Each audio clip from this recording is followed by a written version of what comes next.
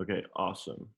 Cool. All right. Well, we, along with everybody else in the student-run Darkroom, decided to use the remaining part of our budget to put together a little lecture series with recent alums. So I'm pleased to introduce Saskia Baden from the class of 2017. Her senior project of Matter was really great and left an impression with a lot of people at school for sure. And it's exciting to bring her back. She's FaceTiming, I guess, in from Western Washington. Yep. And yeah, here we go. The floor is yours. Cool. Hi, everybody. So I'm gonna just start this off with a little slideshow to kind of just walk through my kind of just trajectory of work from graduating Bard until now. So yeah, I'm gonna share my screen here. Sorry if it's gonna be a little bit stumbly. I'm pretty new to figuring this out, but okay. Okay. So I'm starting here with 6 images from my senior project that kind of shaped or like still kind of have created a pretty strong, solid trajectory of how I continue to work. And I recently applied to graduate school, and all of these 6 images from my senior project made it into my portfolios that I submitted. So they're just important in kind of how I finished Bard and then moved out into the world with my work. Yeah, so these 6 photographs are all from my senior project, but are still very relevant, and I find myself going back to them and looking at them consistently with newer images that I make.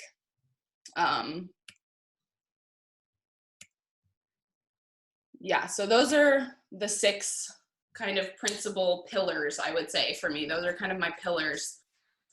And then this image was the first image I made after graduating that made me feel anything. So after graduating Bard, I worked at Bard immediately after graduating for about a year. So things kind of really stayed the same for me in this kind of what felt really stifling creatively for me. And making work felt extremely frustrating and not really very fun, because I was using the same equipment, the same facilities, seeing the same things and people that I had been for 4+ years, but I didn't have the creative engagement with a community in the classroom. So it just felt really vacant. So making work was hard. And so these next few slides are images that I made in that limbo, where I didn't feel I didn't feel excited about making work, but these were just a few glimmers of like, okay, there's still something anchoring me to making work. And everything is still, like, any of these images for me could have been in of Matter. So I'm still really kind of working in the same themes, the same ideas of death and impermanence and temporality and the body, and my kind of inherent relationship to both the negative and the positive space of photography and film photography, and kind of the solidity that the camera and a negative give me, this kind of permanence that I feel so lacking in myself and people around me, just humanness. So these are the only images that I felt were of any worth in that real limbo time for me of working at Bard but not being a student, where I did feel like that was a time where my relationship with photography felt fraught. But for me now, looking back, something still was there, because some of these images are valuable to me. And And then so part of my process, and especially in the process of applying to grad school and putting together a portfolio, there was a lot of looking back at work and putting disparate images together, which has been a hugely important part of the way that I work. And that's kind of what Of Matter was for me, was photographing not a specific subject matter, but kind of chasing and seeking out a feeling, a vibration, a hum that I felt and needed to photograph, and then finding images that speak to each other, or like echo each other with that kind of feeling or vibration. And so then I was going back and kind of looking at images related to each other, which has been a really important thing for me to do after school, in moments where I feel like making work is really hard without the accountability of being in school. Kind of going back through my own work and just putting different images together has been a really good activity for me when I haven't known really how to make work in a moment. And I actually, when I was at Bard, when I was probably like a sophomore, Jason Fulford gave a lecture, and he kind of introduced this idea to me of just or not to me, but he talked about this practice of editing. Really, that's it, is just sequencing and editing. And I really just have begun to really take that as a photographic practice in its own, that I didn't in the same way at Bard, because I was constantly having to produce more images. So that's been a really important process for me. So yeah, I'm kind of doing this in a narrative format of chronological from graduating Bard, because that's how I can conceptualize this.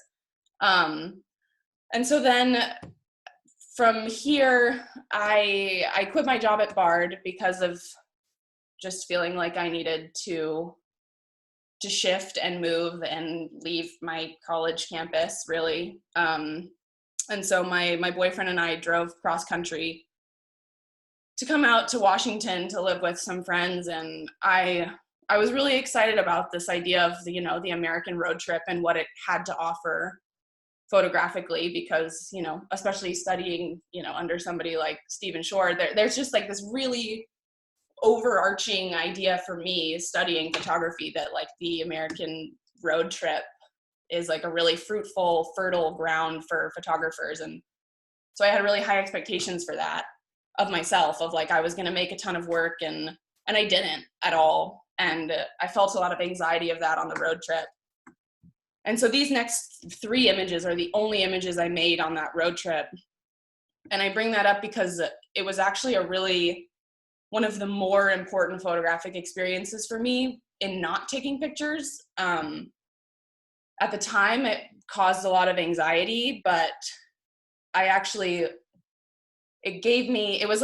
was really important for me to understand the importance of looking and seeing, kind of as research, as like research of my experience, and a really different kind of seeing that I don't see behind the camera.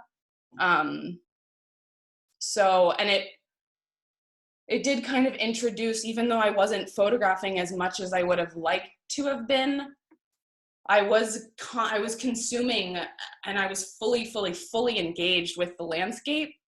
And it did introduce it kind of, I've never been a landscape photographer in any way. I've been kind of averse to it, because I'm pretty much just averse to anything I don't know how to do, is just how I am.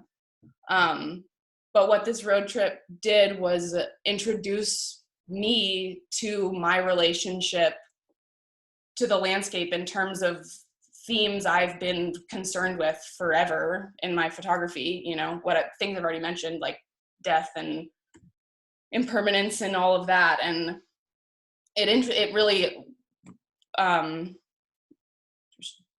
brought forth the relationship between the landscape and these themes that I've been concerned about, but forced me to see them in a way much bigger than myself, which was a really it was an important like growing up moment for me, of just seeing these in a much greater, broad way that had to do with the land, which was very new for me, honestly.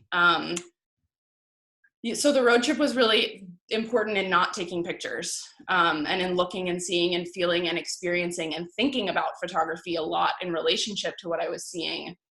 But yeah, I internalize the landscape in a really different way than I think I do when I photograph.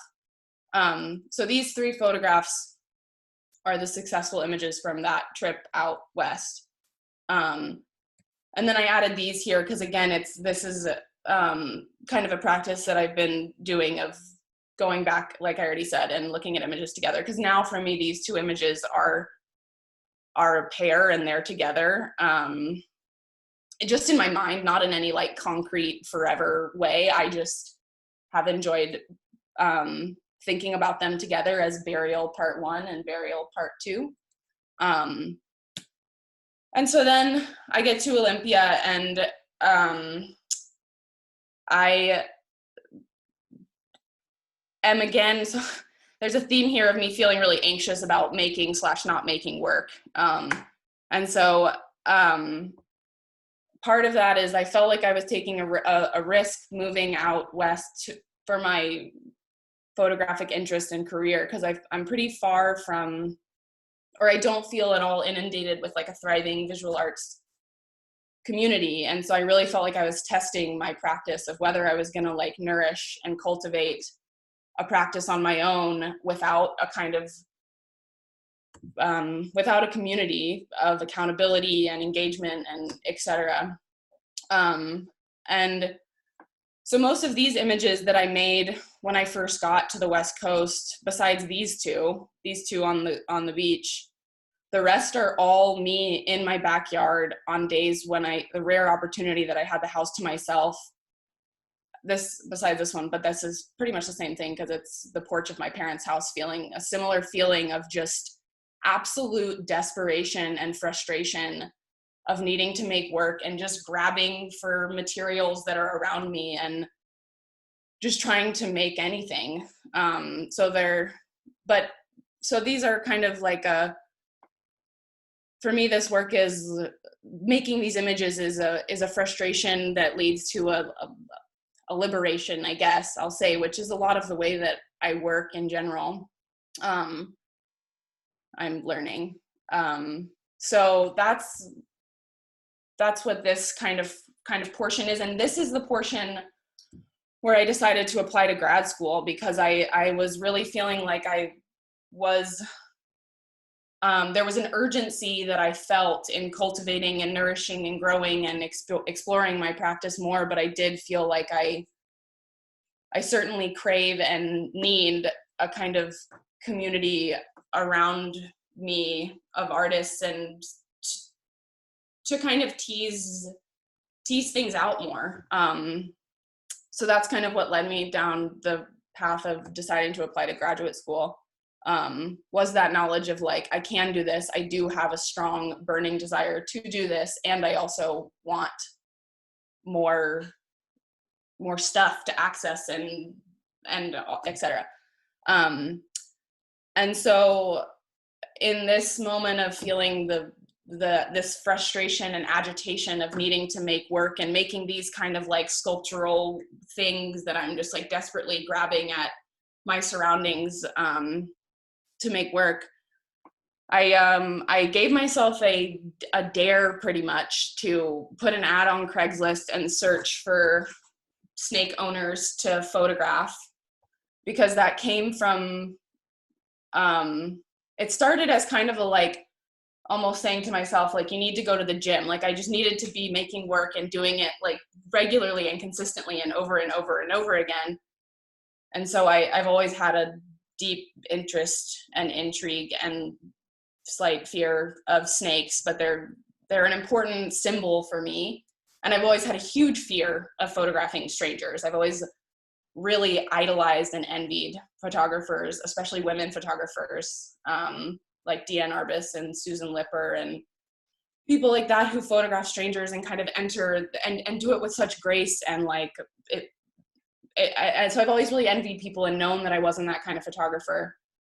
So this project with snakes that I embarked on was really just a challenge for myself. It was really, because I believe for myself and a lot of people that fear and intrigue, that kind of intersection, is really fertile ground for creative work. So I was like, I'm scared and I'm interested, so I'm going to do it. So I kept putting my ad up over and over and over again. And every time I got a response, I was scared shitless and wanted to not do it. But I just did it every time that somebody responded and could make it work. So yeah, this has been, and I've always, also for me with this project, I've always been a pretty private photographer. I really like to photograph alone, and that's twofold. One reason is because I just feel like I have a little bit more lip freedom and space to take time and take up space in a way that I need to make work. And the other part of that is insecurity and feeling not sure enough of myself to make my work around other people. So this project of photographing snakes with strangers, their owners, has been a really, really important exercise for me in being sure enough in myself, and my vision to like keep my horse blinders on to my subject and just like photograph despite feeling watched. So that's what, and this project is completely unresolved. It's been put on hold, obviously, because of COVID. So I haven't been able to make work since that has gone on. But I do intend to just keep going with this because I don't feel like I've quite tapped the well entirely. I've made a few snake images that have been really exciting for me, but a lot of it has been a challenge, an exercise in my photographic practice, which has been really cool and exciting and scary. And it's been a real lesson to me in continuing to make work when I don't feel like it's working, or like when I feel discouraged. And yeah, so that's where that is at. And so I would say this is kind of the project that I'm still working on, but it's totally on hold. And it's also, I will just say, it's the first time I've ever made like a project, really, because I tend to work not really in like compartmentalized projects that have like a specific subject matter. So this is the first time I've really done that, which has been interesting and weird for me also, and fruitful.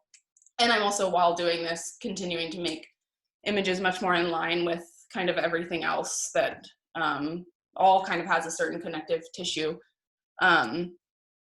So yeah. And then this is just a little side anecdote. A lot of people who reach out to me on Craigslist send me like 50 pictures they've taken on their iPhones with their snakes, which I love, and I'm compiling in a folder on my desktop, and maybe I'll make a book one day. But I just love I love that I have this post on Craigslist about wanting to take pictures of people's snakes, and that people send me the hundreds of, or whatever, the dozens, whatever, of pictures they've taken. That brings me a lot of joy. So these are some of them. And then one other thing to just mention is I work at a community darkroom here. By work, I use it. I'm a member of it. And they asked me to put up a show in a pretty short amount of time. And that was a pretty interesting exercise in that kind of tied together everything I've been talking about like bringing together disparate images, just sequencing and editing. And so the show ended up coming together. It was right after I finished applying for grad school, like right after I submitted my applications, I started working on this show in a pretty frustrating space that I don't really like. But I just lost my train of thought. So this show, the title of the show is Absence Perception, which I had been kind of, I think maybe since my senior year, I took my math credit at Bard. That was obviously some like philosophical math class that talked a lot about zero. And then my boyfriend turned 30, and I was thinking a lot about zero and coming back to zero. And so I kind of meditated on the concept of zero in making this show. And I was thinking a lot about silence There's this guy, his name I think is Gordon Hempton, who I had listened to a podcast about him. He's an acoustic ecologist who records silence in Washington State. And I had listened to an interview with him and then was kind of looking into him, and he works primarily in this one rainforest that I love to go to out here, the Hoh rainforest.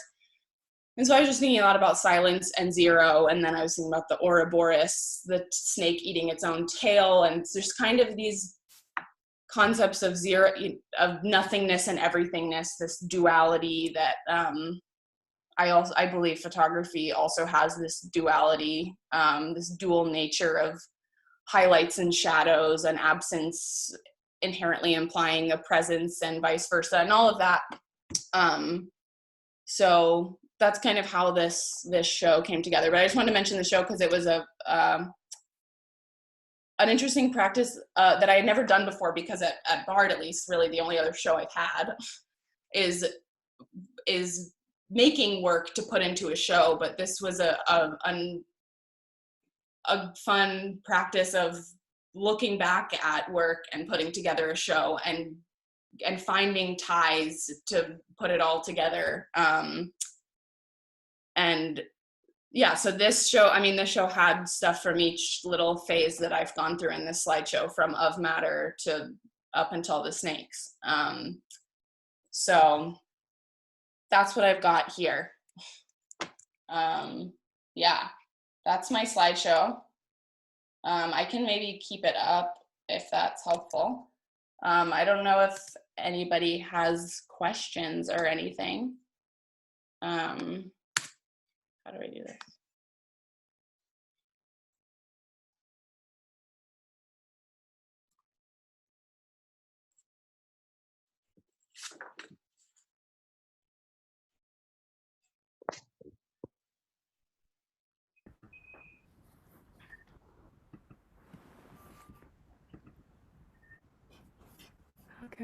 Why can't we?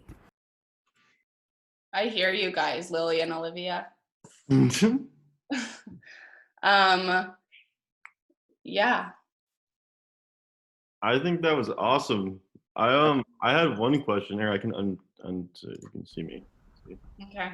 I don't know. I just feel like with Of Matter, something that I was really struck by with it was the way that the camera is almost like, feels kind of like painfully present even sometimes. Like you see like a leg of the tripod, or like the picture of the shadow on the graveyard, where like you can like almost always kind of see the camera. And I don't know, I'm just interested in that, and like hearing like what your process was on that and how much that feels like a part of the pictures to you.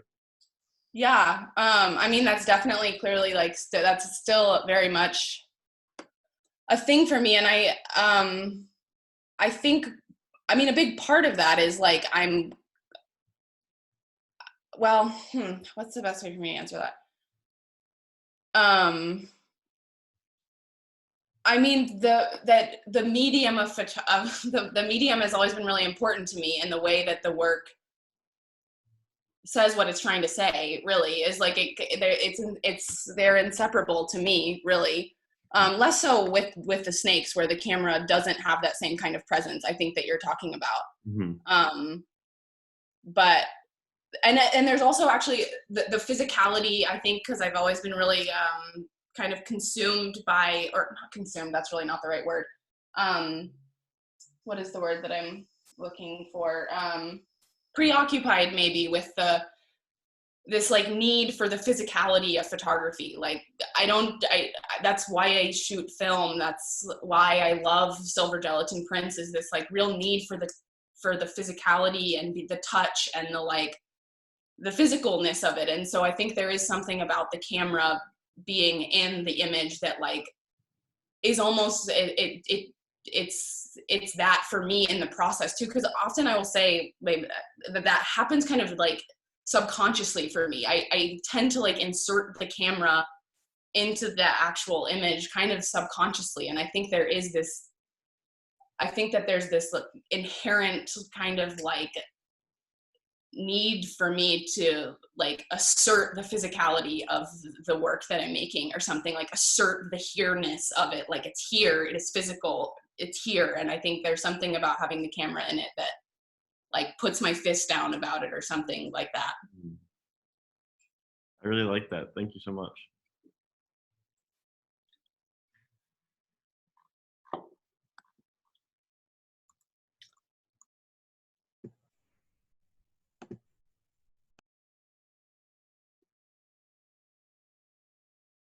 I know more of y'all have questions too. It's okay if you don't also. Question. I have a question. Yeah. What have you been photographing? I was a little late, so sorry if you already talked about this. What kind of work have you been making since quarantining, now that you're not doing the snake thing anymore? Hey, Olivia. Yay. Um, I have been making a lot of self-portraits. A lot of self-portraits. And I say that a little begrudgingly, only because sometimes I get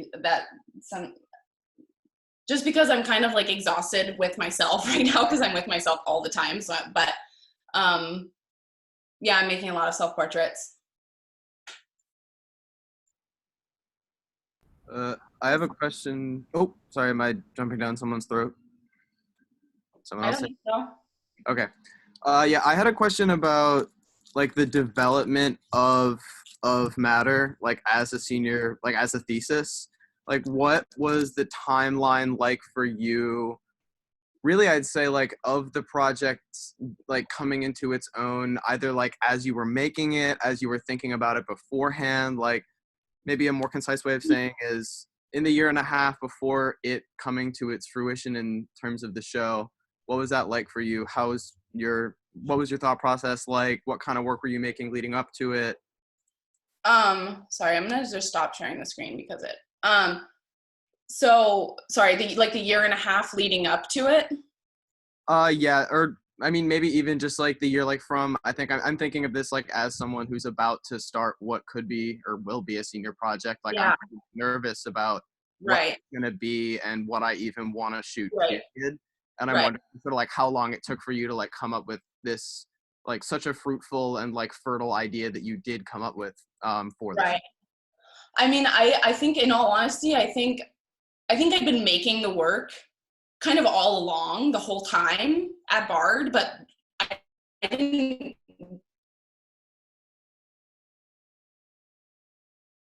know or like lead to that, I'll say, until like second semester of my senior year. I was like, oh, this is what I'm doing, and I'm gonna fully do work about photography and like photographing photographs for a long time, and that just like got narrower and narrower and narrower, and I couldn't open it up at all. And then I kind of went back to my sophomore year, really, of like what I came into Bard making work about, really. And then I just kind of leaned into that of like, this is actually what I make work about, and I'm just gonna totally go with it. But I did not have that awareness at all about my senior project, I would say, until the second semester. Because I think I was still like trudging through this like overly conceptualized kind of terrain of photography and what it means to like have what it means to make photographs about photography, and I just was getting myself like twisted in a trillion knots and nothing was coming from it. And that was like pretty much like my junior year and the first semester of my senior year. And I'm trying, that doesn't seem like a very helpful answer actually. But one thing I do know is that I didn't know what I was doing until the second semester of my senior year. And I definitely was overly consumed by this idea of having to have a concept that I was following and investigating deeply from day one, and it was only gonna like grow and get bigger and better as the year went on, and that was not at all my trajectory. Yeah. Does that answer your question at all? Yeah, totally. Thank you very much. Okay.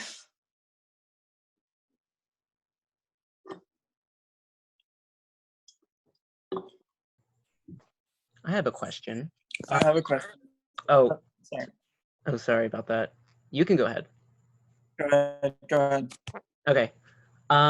So you briefly kind of explained about how fear is a motivator for your work, like photographing the snakes and people. And I just thought it was really interesting how you started to photograph both snakes and people at the same time.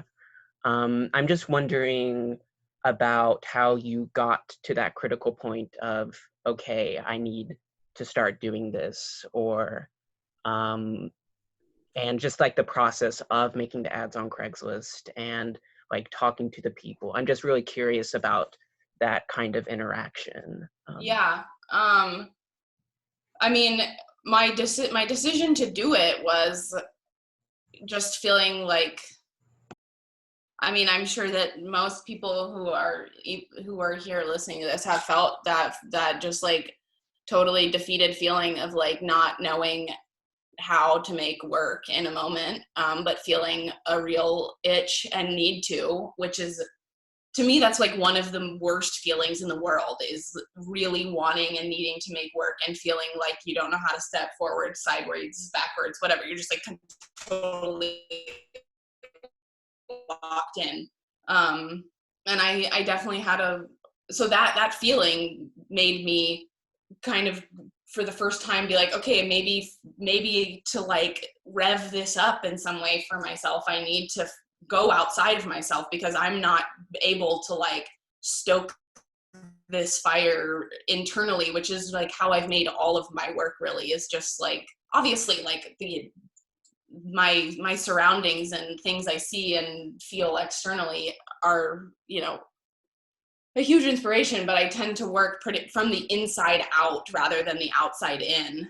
And so I just kind of reached this point where I was like, okay, what has worked for me in the past isn't functioning and giving me what I want creatively right now. So I think I need to like flip the switch. So maybe that for me is working from the outside in, extending myself outwards first and seeing what that like evokes internally. And I had tried this once before when I was at Bard, in working at Bard, and feeling this kind of same feeling. I put out an ad on Craigslist about photographing snake owners, and nothing came from it. I got like not one single response.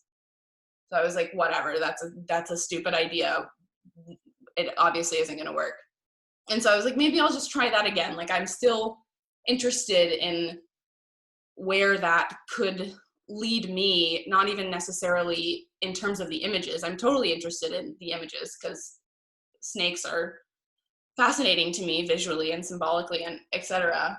But where it could lead me in terms of like some sort of traction in my practice.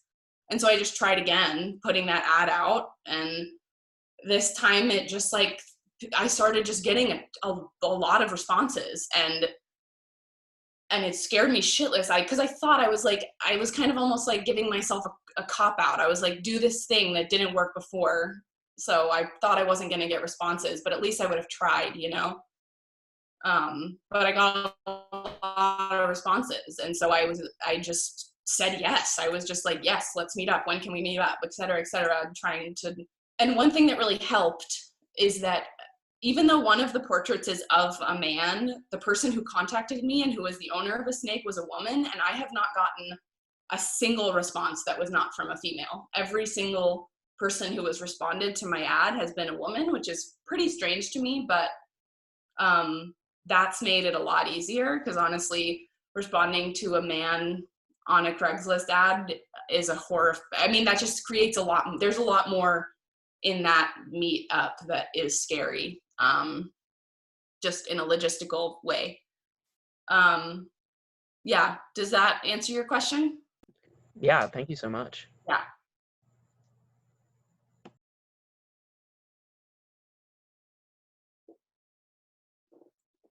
I also wanted to ask, like, what your process applying to grad school was like what drew you to UCLA, and where else did you apply? I applied to 5 places because I was like, I don't know when I'm gonna have the energy or the time or the resources to go through this pretty intensive process of applying again. So I just kind of I applied to more places than I thought I was going to. I applied to University of New Mexico, Rutgers, Yale, Virginia Commonwealth, and UCLA. And UCLA, I was in New York when I first I was visiting New York when I first was kind of compiling my list of schools, and I had already by that point taken UCLA off the list because I thought it was just completely impossible. And Dave was like, you should just put it back on the list, like give it a shot. And then as I was doing my applications, I had again taken your application has a lot more writing than the other ones. And I was like, I'm just not going to do it. I'm not going to get in. There's too much writing. I'm overwhelmed. And then my boyfriend was like, you should just do it. You've already done most of the writing, just apply. And then again, when I was filling out my FAFSA, I was like, I hadn't heard back from UCLA yet. I had heard from everybody else. And so I almost left UCLA after my FAFSA application because I just didn't think it was going to happen. And then they called me. And I think what really drew me to them, aside from the fact of just being like totally shocked at how much I underestimated myself, I guess, or just like had the inclination to not try. So that was a real appealing factor to me of like, oh, just that like being proven wrong, I guess. But also the way that Rodrigo Valenzuela and Catherine Opie are the photo department at UCLA, and the way that they engaged with me was so personal and inviting, and that was really appealing to me. They just called me from their cell phone, and they were like, you have my number now, text me any questions, just like not in this like, and they were just really interested in me and talking to me as a human, not just as like my application and portfolio. And that was really appealing to me. And also the fact that like the department is headed by a woman was really appealing to me, because a lot of the places are still like at least most of the places I applied to, it's still like white men who are running the show kind of. And I'm also on the West Coast, and LA was appealing in that way. And I miss the sunshine because it rains all the time here, and it's a really, really good program. And it's more interdisciplinary than Yale or Bard, which I am interested in what that has to offer, because I know that Bard works for me in this like really kind of tunnel vision photographic way, but I'm very, very excited and curious as to what like working beside and with people really engaged in other mediums is going to have to offer my practice too. So yeah. Amazing. Thank you so much.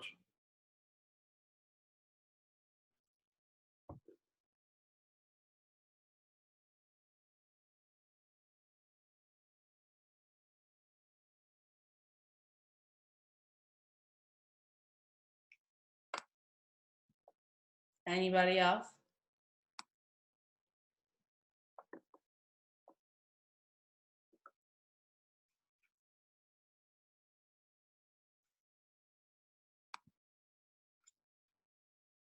I have a question. So after we're done quarantining, after this is all over, do you have any other projects in mind besides the Snake Project or besides photographing strangers, or do you want to just continue with that? I mean, I have to say I haven't been like entertaining or exercising that thought that much, I guess, because A, I don't really know when that's going to be, and B, I do feel like creatively engaged right now. I don't feel like I'm on a hiatus from making work right now. And I'm kind of looking towards graduate school and that. So I don't think I have, yeah, because I feel like I'm working right now. I'm set up I'm developing my film at home, and I'm making whatever pictures I can. I'm trying to shoot a couple rolls a week, whatever's coming out, one thing to put in, I don't know if a lot of people here, I think, have probably studied with Tim Davis, and something I've been thinking about so much is my freshman year, I took photographic seeing with him, and he gave us one of our projects was dancing on a brick. And I don't know if anybody else who's watching this had that project from him, that prompt, but basically it was like, give yourself an extreme constraint, or no, it didn't even have to be extreme. It was like, give yourself a constraint, and for this week, you have to follow that guideline and that constraint and make work within that constraint. And I've been thinking about that a ton in quarantine, because I'm like, I think that constraints are, the narrower your framework is to work within, I have often found the wider I extend myself in that constraint, if that makes sense.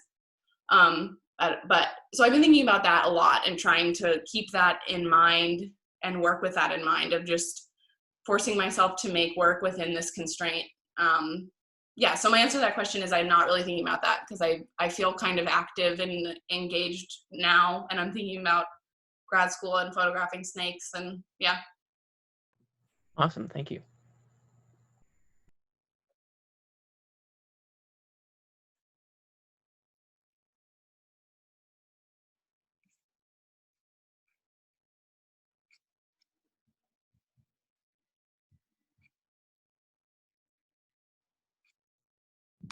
I have a sort of random question. I was looking at your website, and it looks like most of your work is black and white and 4x5.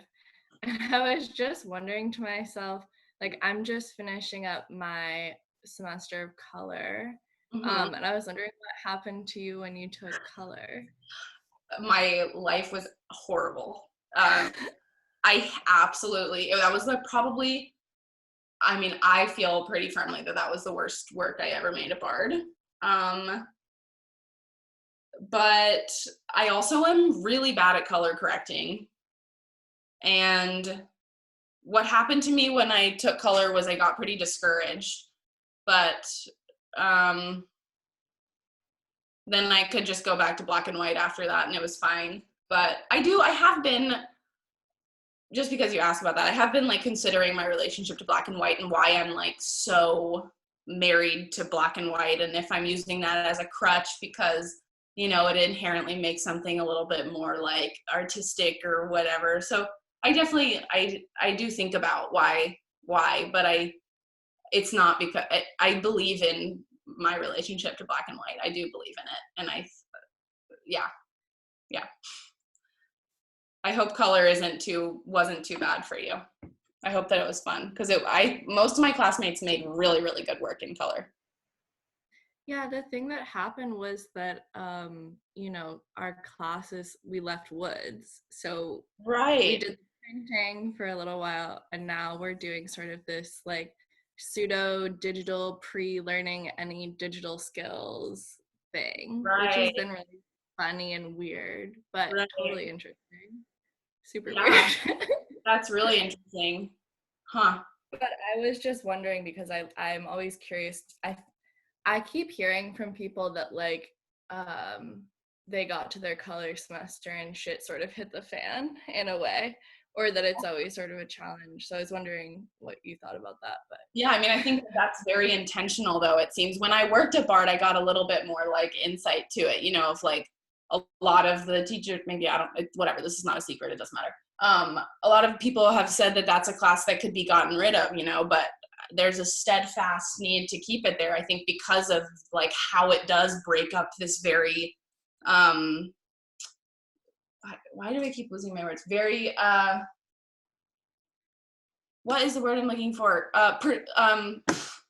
Like prescribed trajectory that Stephen has built for the program, and color does kind of just like, your second, or it's either your third or your fourth semester, and it just kind of like, you get kind of broken, or what, like it breaks what you've been learning of like black and white and all of that, and then you build it back up. So I think it's very intentional, but it can be really disturbing. Yeah.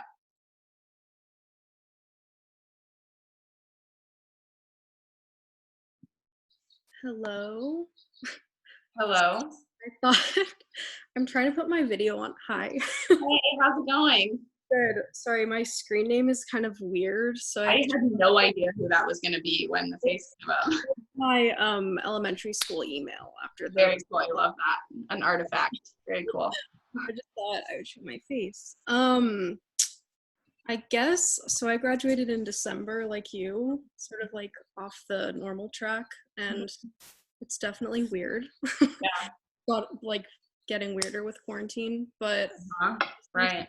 for you is just how to stay like on track, and also I don't know, it's hard to figure out like the timing that you should, like, it's hard for me to set a goal for myself in terms of like if you want to make work to get into grad school slash if that's the reason you want to be making work, and like having to decide if you're making something like already with a specific audience, like grad school, or I don't know, just like how to even set a timeline, because yeah, it is really hard being out of a program. And also like, I mean, I moved home with no one that I know from school.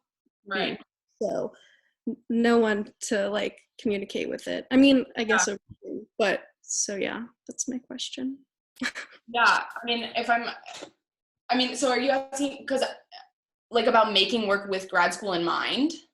That, and also just like the timeline, if there should be like a certain kind of like goal or timeline for if you think that there is, of going back to school. And I mean that I never made work with grad school in mind. I do more now thinking about being in grad school, you know. Yeah. But and in terms of the timeline, I don't think that there is. So for me, Dave, when I reached out to him about going to grad school, he told me that he thought it was too soon. And then some of the other people, Lori Dahlberg, said absolutely not too soon. So I really don't think that there's like I don't think there's a prescribed like it's a good time. I think that's totally really up to you entirely and what you feel you're looking for and ready for, you know. And I'm saying this and I'm still like, I'm unsure like every day also. I think there's also just for me at least, it was just like I have to just try because I feel an inclination, and I'm gonna be unsure all the time because I'm always unsure. But the process of applying to grad school gave me a ton of information about it. Like my practice and process of writing essays and looking back through my work, that was really informative for me, that in fact I was ready and excited and capable and totally geared up to do this next step. But I really wasn't firm on that until I decided to apply. And then I started getting all this information from my own writing and looking at my work of like, oh yeah, I'm really excited and ready for this. I like can totally do this. Yeah. So that is my answer to that. And I was feeling really insecure that like feeling stuck and then deciding to apply to grad school meant I was doing it wrong somehow, like that was a bad reason to apply. And then I realized, and I like talked to people who are like other Bard graduates who are like at Yale right now and just trying to figure out if it's kind of your same question of like, how do you know when? What is when is it right? What is, you know, all that. And I don't really think that there is a like right or wrong time in an overarching way. But like, I don't know. Does that help at all? Yeah. I mean, it's a hard to answer question.